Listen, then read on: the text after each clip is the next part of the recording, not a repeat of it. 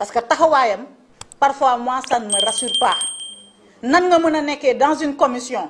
jàngeen jëf dalee nag jàmm ci li gën a fës ci tënkum xibaar yi tey nag moo nekk journée koo xamante ne le 3 décembre 2024 ci la ñu arrêté banqaas yi yoo xamante ne dañuy tas xibaar fii ci Sénégal di yëngu ci wàllum communication ak la ca daal di aju jawriñ gi ñu ko dénk moom nee na tey maye nañu 112 heures yoo xam ne des na ngir ñu defaat recours ñu fàttali leen lu toll ci 390 yoo xam ne dugal nañu ngir rek ñu bokk leen ngir rek ñu boole leen reconnaître leen lu toll ci 120 rek la ñu daal di nangu.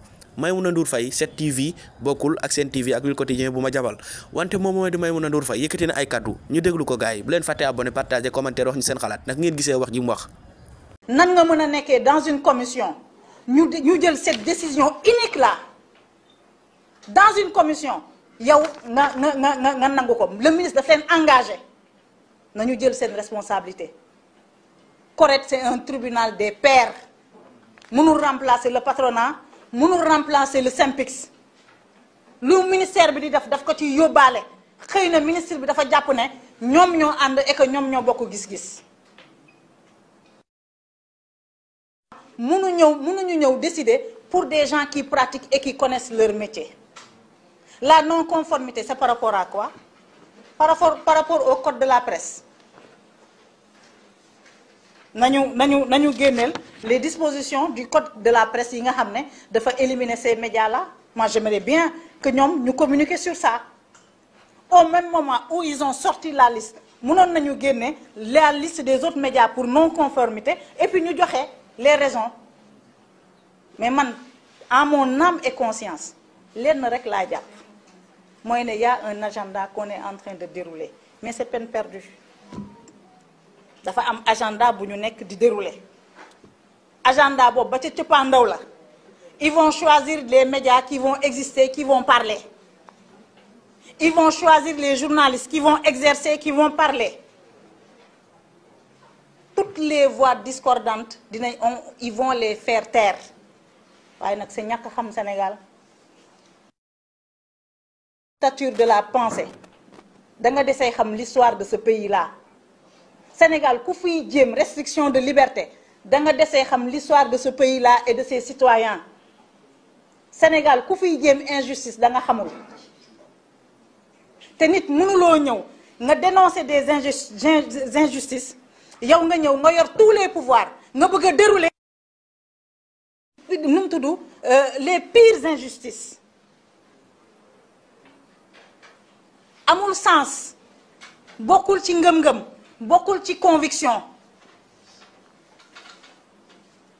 Dès aujourd'hui les décisions seront attaquées.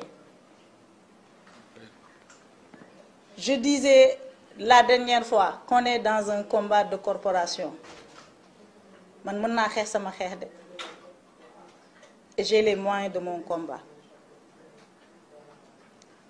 ku ci bokk ak ku ci bokkul jàppal ne bokkaguloo ci mais boo taxawul ci ñoom nu ñu bëggee xamal ne sa bés mu ngi ñëw.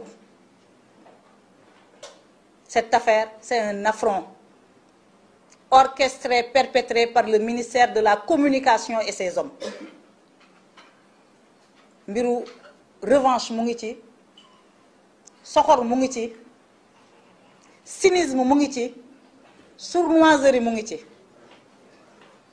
Sournoiserie mooy boo defee sa forfaiture ba pare nga takk say kees commencer di attaquer. Moi je suis insensible à ça depuis le temps que je suis dans cet espace-là lu nekk gis naa ko y a rien de tout ça lu ma mën a ébranler. Ce combat il faut le mener. C'est un combat pour la liberté. C'est un combat pour le droit d'entreprendre. C'est un combat pour le droit d'exister. Et c'est un combat pour le futur. Parce que lii ñuy def nii bu ñu ko nangoo alors nous serons lâches. Moi je ne suis pas une lâche. Combat bu taxaw pour cette corporation là man politique ma awma agenda politique. Je suis insensible à kan moo yor réew mi kan moo yorul réew mi bu ko sénégalais yi tànnee je respecte le choix des sénégalais. Pendant la campagne on a mis en berne nos activités.